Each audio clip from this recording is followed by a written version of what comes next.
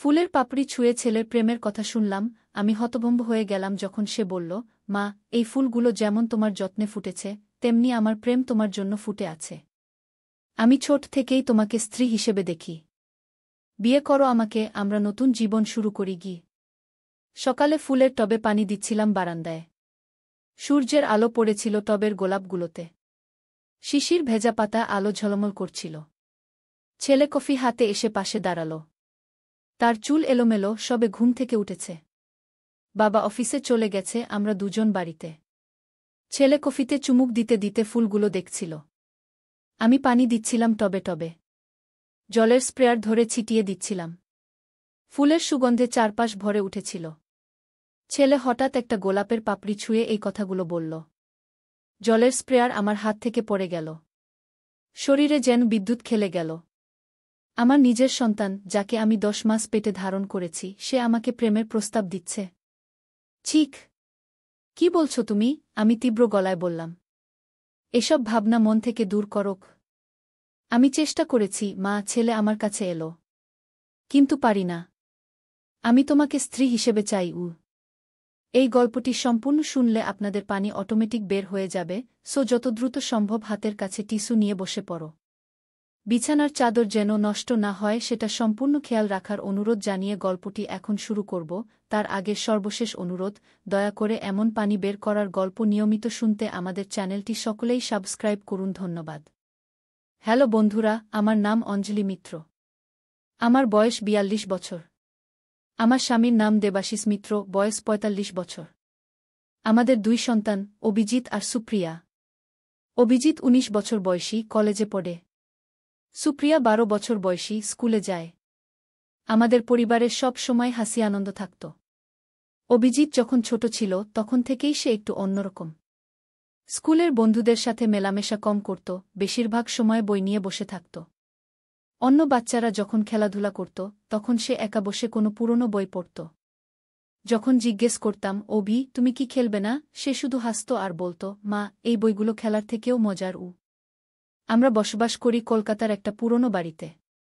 এটা আমার শ্বশুরের পৈতৃক বাড়ি, প্রায় 100 বছরের পুরনো। বাড়িটা বড়, 3 তলা, গোলাপি রঙের। চারপাশে বাগান, বেশ কিছু ফলের গাছ। সামনের দিকে একটা বড় বারান্দা, যেখানে আমি টবে নানা রকম ফুল লাগিয়েছি। এই বাড়িটাই আমাদের স্বর্গ, আমাদের সব সুখ দুঃখের সাক্ষী। সেদিনের ঘটনাটা আমি কোনোদিন ভুলতে পারব না। সে সকাল ছিল একদম স্বাভাবিক। দেবাশিস অফিসে চলে গেছে, সুপ্রিয়া স্কুলে। অভিজিৎ বাড়িতে, কারণ কলেজে তার ছুটি ছিল।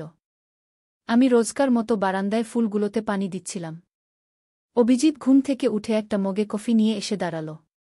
তার চুল উস্কো খুস্কো, চোখে তখনও ঘুমের আমেজ। বাতাসে হালকা ফুলের গন্ধ ভাসছিল। অভিজিৎ আমাকে দেখে হাসল। সকাল থেকেই বাগানের কাজে ব্যস্ত, মা? হ্যাঁ রে, আমি হেসে বললাম। এই ফুলগুলো না দেখলে আমার দিন শুরুই হয় না গে। সে কফিতে চুমুক দিল।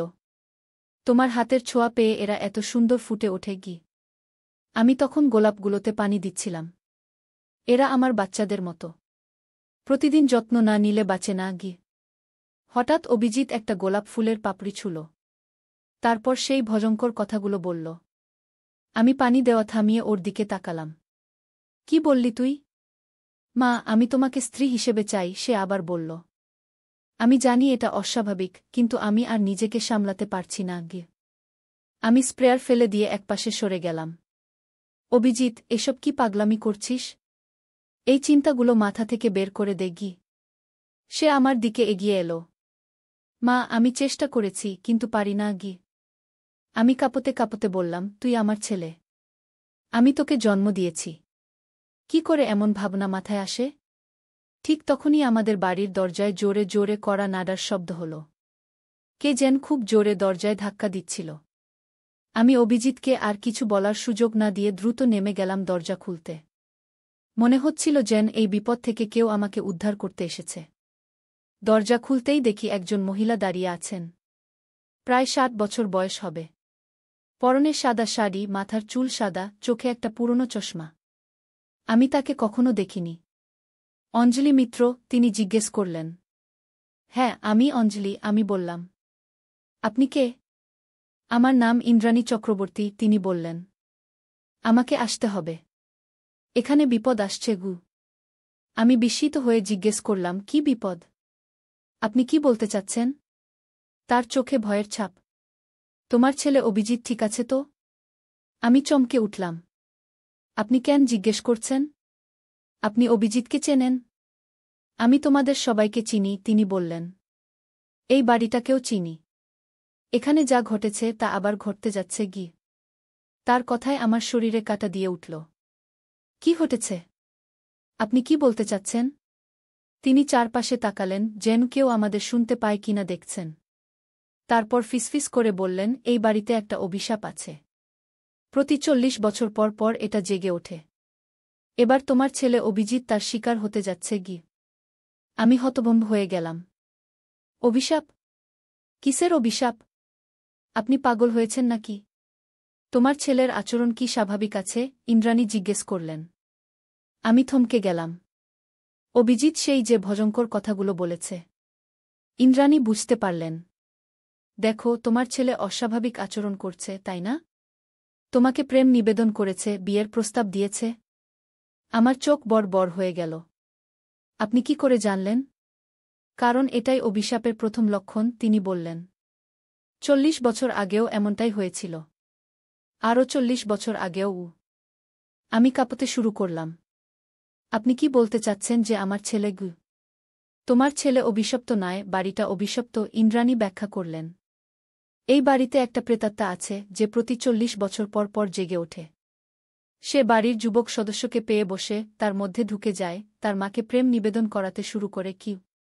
কেন? আমি অবাক হয়ে জিজ্ঞেস করলাম। কেন সে এমন করে? আমি থরথর করে কাঁপছিলাম। যদি আপনার কথা সত্যি হয় তাহলে আমাদের কি করণীয়? তাড়াতাড়ি করতে হবে, ইন্দ্রাণী আমার হাত ধরে টানলেন। 3 দিনের মধ্যে পূর্ণিমা আসছে। তার আগে আমাদের অভিশাপ ভাঙতে হবে, না হলে অভিজিৎ চিরতরে হারিয়ে যাবে গু। কিভাবে? আমি প্রায় চিৎকার করে উঠলাম। কিভাবে ভাঙব এই অভিশাপ? আমার সাথে এসো, ইন্দ্রাণী বললেন। আমি তোমাকে দেখাব গু। আমি ইতস্তত করলাম। আমি কি বিশ্বাস করব এই অচেনা মহিলাকে? কিন্তু অভিজিতের আচরণ সত্যিই ভয় দেখাচ্ছিল আমাকে। অভিজিৎ কোথায়? ইন্দ্রাণী জিজ্ঞেস করলেন। উপরের বারান্দায়, আমি বললাম। ভালো, তাকে একা রাখা ঠিক হবে না, তিনি বললেন। অনুপমের প্রেতাত্মা যত বেশি সময় অভিজিতের মধ্যে থাকবে ততই শক্তিশালী হবে গু। আমি মাথা নাড়লাম। তাহলে আপনি অভিজিৎকে দেখুন, আমি দরজা বন্ধ করে আসছি গু। ইন্দ্রাণী উপরে চলে গেলেন আর আমি দরজা বন্ধ করে তার পিছনে গেলাম। মনে মনে ভাবলাম, আমি কি পাগল হয়ে গেছি? একজন অচেনা মহিলার কথায় এত সহজে বিশ্বাস করছি। কিন্তু সত্যিই তো অভিজিৎ অস্বাভাবিক আচরণ করছিল।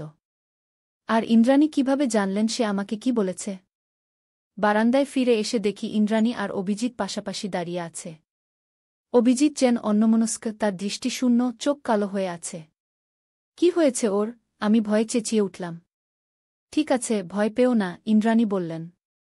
সে তোমার কথা শুনতে পাচ্ছে না। অনুপম এখন তার মধ্যে আছে গু। আমি অভিজিতের দিকে এগোলাম, কিন্তু ইন্দ্রাণী আমাকে আটকালেন। না, কাছে যেও না।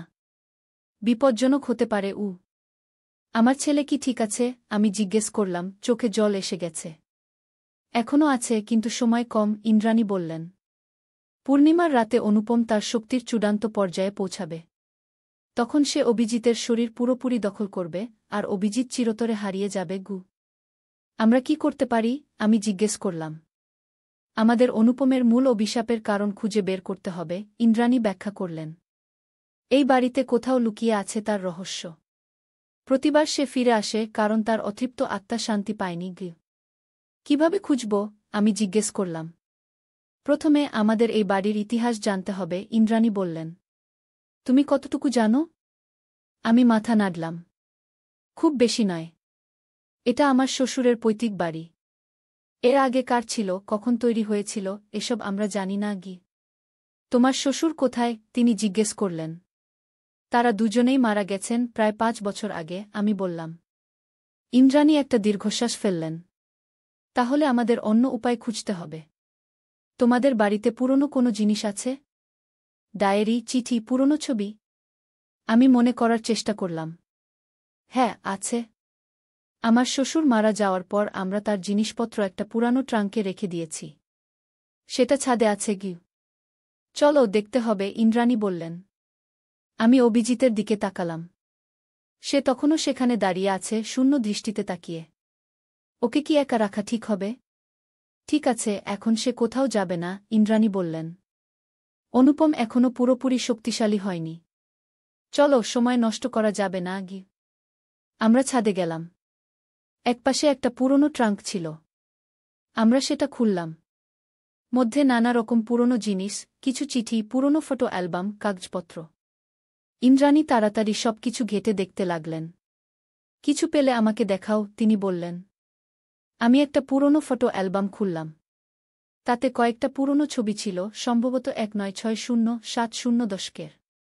আমার শ্বশুর শাশুড়ির ছবি, তাদের পরিবারের ছবি। আরেকটা বাক্স থেকে আরও পুরনো কিছু ছবি পেলাম, সম্ভবত আরও আগেকার সাদাকালো ছবি। লোকেরা পুরনো ফ্যাশনের পোশাক পরে আছে। এটা দেখো, ইন্দ্রাণী একটা পুরনো খাতা বের করলেন। এটা একটা ডায়েরি মনে হচ্ছে গি। আমি ডায়েরিটা নিলাম। পুরনো হলদে হয়ে যাওয়া পাতা, কালি দিয়ে লেখা। প্রথম পাতায় লেখা, অমলা দেবীর ডায়েরি, 1962 গু। অমলা দেবীকে? আমি জিজ্ঞেস করলাম। হয়তো তোমার শ্বশুরের মা, ইন্দ্রাণী বললেন। দেখি কিছু আছে কিনা ঘি। আমরা তাড়াতাড়ি ডায়েরিটা পড়তে শুরু করলাম। বেশিরভাগই ছিল দৈনন্দিন জীবনের কথা, বাজার করা, রান্না করা, বাচ্চাদের দেখাশোনা করা। কয়েকটা পাতা ওল্টানোর পর হঠাৎ আমার চোখ আটকে গেল একটা লেখায়। জুন 1, 1962। আজ আবার সেই স্বপ্ন দেখলাম। আমার ছেলে অমিত আমার সামনে দাঁড়িয়ে আছে, কিন্তু ওর চোখ অন্যরকম, কালো, শূন্য। ও আমাকে বলল, মা, আমি তোমাকে ভালোবাসি, আমাকে বিয়ে করো। আমি ঘুম থেকে উঠে পড়লাম, ভয়ে কাঁপছিলাম। আজ 40 বছর হয়ে গেল, তবুও সেই ভয়ঙ্কর রাতের স্মৃতি আমাকে তাড়া করে বেড়ায়।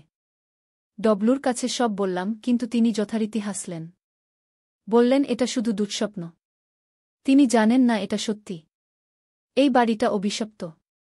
আমার ইচ্ছা ছিল আমরা এখান থেকে চলে যাই, কিন্তু ডবলু বলে এটা তার পূর্বপুরুষের ভিটা, এটা ছেড়ে কোথাও যাবে না গি। আমি চমকে উঠলাম। অমলা দেবীও একই অভিজ্ঞতা পেয়েছিলেন। তার ছেলেও তাকে। পড়ো, আরও পড়ো, ইন্দ্রাণী উত্তেজিত হয়ে বললেন। আমি পড়তে থাকলাম। জুন 1, 1962। আজ একজন মহিলা এসেছিলেন আমাদের বাড়িতে। তিনি নিজেকে গঙ্গা দেবী বললেন, একজন জ্যোতিষী। তিনি বললেন তিনি আমার বিপদ সম্পর্কে জানেন। আমি প্রথমে বিশ্বাস করিনি, কিন্তু তিনি যখন অমিতের অস্বাভাবিক আচরণের কথা বললেন, আমি হতবাক হয়ে গেলাম। তিনি বললেন, এই বাড়িতে একটা প্রেতাত্মা আছে, যার নাম অনুপম। প্রতি 40 বছর পর পর সে ফিরে আসে এবং বাড়ির যুবক সদস্যকে দখল করে নেয়। সেই যুবক তখন তার মাকে প্রেম নিবেদন করতে শুরু করে। ডবলু বাড়িতে না থাকায় আমি গঙ্গা দেবীকে ভেতরে নিয়ে এলাম। তিনি বললেন, আমাদের অনুপমের 3 চিজ খুঁজে বের করতে হবে, তার শেষ চিঠি, তার শেষ ছবি এবং তার মায়ের আংটি। এই 3টি জিনিস একসাথে পুড়িয়ে ফেলতে হবে পূর্ণিমার রাতে, মধ্যরাতে। তাহলেই অভিশাপ শেষ হবে গু। চলো, এখানে আছে, ইন্দ্রাণী উত্তেজিত হয়ে বললেন। এটাই আমাদের করতে হবে গি। কিন্তু আমরা এই 3টি জিনিস কোথায় পাব? আমি হতাশ হয়ে জিজ্ঞেস করলাম। আরও পড়ো, ইন্দ্রাণী বললেন। কারণ সেও তার মাকে ভালোবাসত, অসম্ভব ভালোবাসত, ইন্দ্রাণী বললেন। তার নাম ছিল অনুপম। এই বাড়ির প্রথম মালিকের ছেলে। 1902 সালে সে তার মাকে নিয়ে পালাতে চেয়েছিল, কিন্তু তার বাবা তাদের দুজনকেই হত্যা করে। সেই থেকে অনুপমের প্রেতাত্মা এই বাড়িতে ঘুরে বেড়ায়, আর প্রতি 40 বছর পর পর একটা পুরুষ সন্তানকে বেছে নেয়, তার মধ্যে ঢুকে যায় উ। জুন 1, 1962। আমরা আজ সারা বাড়ি তন্ন তন্ন করে খুঁজলাম। অনুপমের ঘর ছিল দোতলার শেষ প্রান্তে, যেটা এখন অতিথি ঘর। আমরা সেখানে একটা আলমারি সরিয়ে দেখলাম দেয়ালে একটা ফাটল আছে। ফাটলের ভেতর থেকে বের করলাম একটা টিনের বাক্স। তার মধ্যে ছিল কয়েকটা চিঠি, একটা ছবি, আর একটা সোনার আংটি। গঙ্গা দেবী বললেন, এগুলোই সেই জিনিস যা আমাদের খুঁজতে হবে। তিনি আমাকে সাবধান করলেন যে এগুলো রাখা বিপজ্জনক, কারণ অনুপমের প্রেতাত্মা চেষ্টা করবে এগুলো ধ্বংস করতে। আমরা এগুলো আবার দেয়ালের ফাটলে লুকিয়ে রাখলাম। পূর্ণিমার রাতে ফিরে আসব এগুলো নিতে গু। আমি পরেরটা পড়লাম। জুন 2, 1962। আজ পূর্ণিমা। আমি রাত 11টার সময় উঠে গিয়েছিলাম সেই জিনিসগুলো আনতে। কিন্তু যখন আমি সেই ঘরে ঢুকলাম, দেখি অমিত সেখানে দাঁড়িয়ে আছে। তার চোখ কালো, শূন্য। আমি বুঝতে পারলাম সে আর আমার অমিত নয়, তার মধ্যে অনুপম ঢুকে গেছে। সে আমার দিকে হাত বাড়িয়ে এগিয়ে আসতে লাগল। আমি ভয়ে চিৎকার করে উঠলাম। ডবলু ঘুম থেকে উঠে এসে অমিতকে ধরে রাখল, আর আমি সেই জিনিসগুলো নিয়ে পালিয়ে এলাম। গঙ্গা দেবী অপেক্ষা করছিলেন বাগানে। আমরা পূর্ণিমার আলো সেই 3টি জিনিস পুড়িয়ে ফেললাম।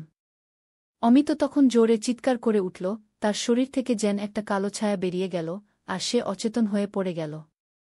পরে যখন সে জ্ঞান ফিরে পেল, সে কিছুই মনে করতে পারছিল না। এবার আমরা রক্ষা পেয়েছি। কিন্তু গঙ্গা দেবী আমাকে সাবধান করে দিয়েছেন যে অনুপম আবার ফিরে আসবে, আরও 40 বছর পর। তখন আমি হয়তো থাকব না, কিন্তু পরবর্তী প্রজন্মকে রক্ষা করতে হবে। তাই আমি এই ডায়েরিতে সব লিখে রাখছি, যাতে ভবিষ্যতে কেউ এটা পড়ে জানতে পারে। আমি ডায়েরিটা ইন্দ্রাণীর দিকে ফিরিয়ে দিলাম। এবার বুঝতে পারছি। আর সেই ঘর এখন অভিজিতের ঘর। হ্যাঁ, ইন্দ্রাণী মাথা নাড়লেন। আমরা সেই জিনিসগুলো খুঁজে বের করতে হবে, আর পূর্ণিমার রাতে পুড়িয়ে ফেলতে হবে। আমি তার দিকে তাকালাম। আপনি কে? আপনি কিভাবে জানলেন এই সব? ইন্দ্রাণী একটু হাসলেন। আমি গঙ্গা দেবীর মেয়ে। আমার মা মারা যাওয়ার আগে আমাকে সব বলে গেছেন। তিনি বলেছিলেন যে 40 বছর পর অনুপম আবার ফিরে আসবে, আর আমাকে সাহায্য করতে আসতে হবে। কিন্তু কেন? কেন আপনার পরিবার জড়িত? কারণ অনুপম আমাদেরই পরিবারের, ইন্দ্রাণী বললেন। সে আমার মায়ের কাকার ছেলে ছিল। সে তার মাকে অসম্ভব ভালোবাসত, কিন্তু সেই ভালোবাসা বিকৃত হয়ে গিয়েছিল। যখন সে তার মাকে নিয়ে পালাতে চেয়েছিল, তখন তার বাবা তাদের দুজনকেই হত্যা করে। সেই থেকে অনুপমের অতৃপ্ত আত্মা এই বাড়িতে ঘুরে বেড়ায়। আর সেই 3টি জিনিস আমি জিজ্ঞেস করলাম। সেগুলো হল তার শেষ স্মৃতি, ইন্দ্রাণী ব্যাখ্যা করলেন। শেষ চিঠিতে সে তার মাকে তার প্রেমের কথা লিখেছিল। ছবিটা তার মায়ের সাথে শেষ ছবি। আর আংটিটা তার মায়ের, যেটা সে নিজের কাছে রেখেছিল। আমরা যেতে হবে অভিজিতের ঘরে, আমি বললাম। হ্যাঁ, কিন্তু সাবধানে, ইন্দ্রাণী সতর্ক করলেন। অনুপম চেষ্টা করবে আমাদের বাধা দিতে। অভিজিৎ কি ঠিক হয়ে যাবে? আমি উদ্বিগ্ন হয়ে জিজ্ঞেস করলাম। যদি আমরা সঠিক সময়ে সঠিক কাজ করতে পারি, তাহলে হ্যাঁ, ইন্দ্রাণী আশ্বাস দিলেন। চলো অভিজিতের ঘরে যাওয়া যাক। আমরা ছাদ থেকে নেমে এলাম। দোতলায় পৌঁছে দেখি অভিজিৎ সেখানে দাঁড়িয়ে নেই। কোথায় গেল সে? আমি উদ্বিগ্ন হয়ে জিজ্ঞেস করলাম। তার ঘরে থাকতে পারে, ইন্দ্রাণী বললেন। অনুপম বুঝতে পেরেছে আমরা কি করতে যাচ্ছি। আমরা দ্রুত অভিজিতের ঘরের দিকে এগোলাম। দরজা বন্ধ ছিল। আমি ধাক্কা দিলাম, কিন্তু খুলল না। অভিজিৎ, দরজা খোলো, আমি চিৎকার করে বললাম। কোনো উত্তর নেই। ইন্দ্রাণী আমার কাঁধে হাত রাখলেন। ভয় পেও না। আমাদের দরজা ভেঙে ঢুকতে হবে। আমরা দুজনে মিলে দরজায় ধাক্কা দিতে লাগলাম। 3-4 বার জোরে ধাক্কা দেওয়ার পর দরজা খুলে গেল। ঘরের মধ্যে অন্ধকার। শুধু একটা মোমবাতি জ্বলছে টেবিলের উপর। অভিজিৎ দাঁড়িয়ে আছে জানালার পাশে, তার মুখ অন্ধকারে। অভিজিৎ, আমি ডাকলাম। সে ঘুরে তাকাল। তার চোখ এখন সম্পূর্ণ কালো, যেন কোনো পুতুলের চোখের মতো। অভিজিৎ এখানে নেই, সে একটা অদ্ভুত গলায় বলল। আমি অনুপম। আমি পিছিয়ে গেলাম। ইন্দ্রাণী আমার হাত শক্ত করে ধরলেন। ভয় পেও না। এটা অভিজিৎ নয়, অনুপম। আমি জানি তোমরা কি করতে চাও, অভিজিতের শরীরে থাকা অনুপম বলল। কিন্তু আমি তোমাদের বাধা দেব। তোমরা আমার জিনিস খুঁজে পাবে না। অনুপম, তোমার এভাবে ফিরে আসা ঠিক নয়, ইন্দ্রাণী বললেন। তুমি মারা গেছো 100 বছর আগে। তোমার এখন বিশ্রাম নেওয়া উচিত।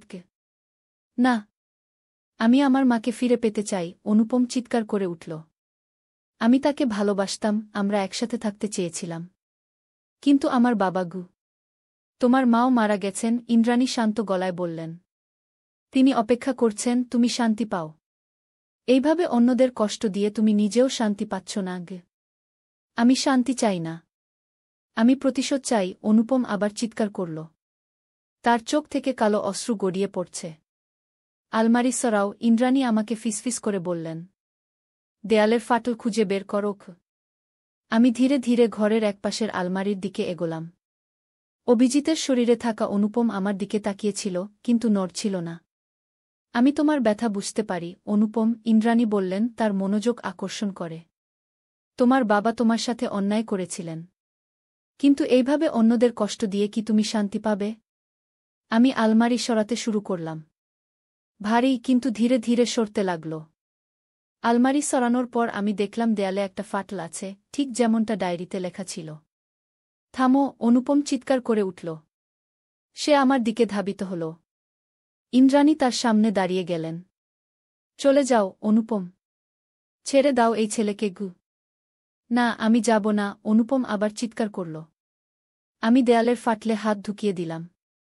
আমার আঙুল একটা ধাতব বস্তুতে স্পর্শ করল। একটা টিনের বাক্স। আমি সেটা বের করে আনলাম। না, অনুপম ইন্দ্রাণীকে ধাক্কা দিয়ে আমার দিকে ধাবিত হল।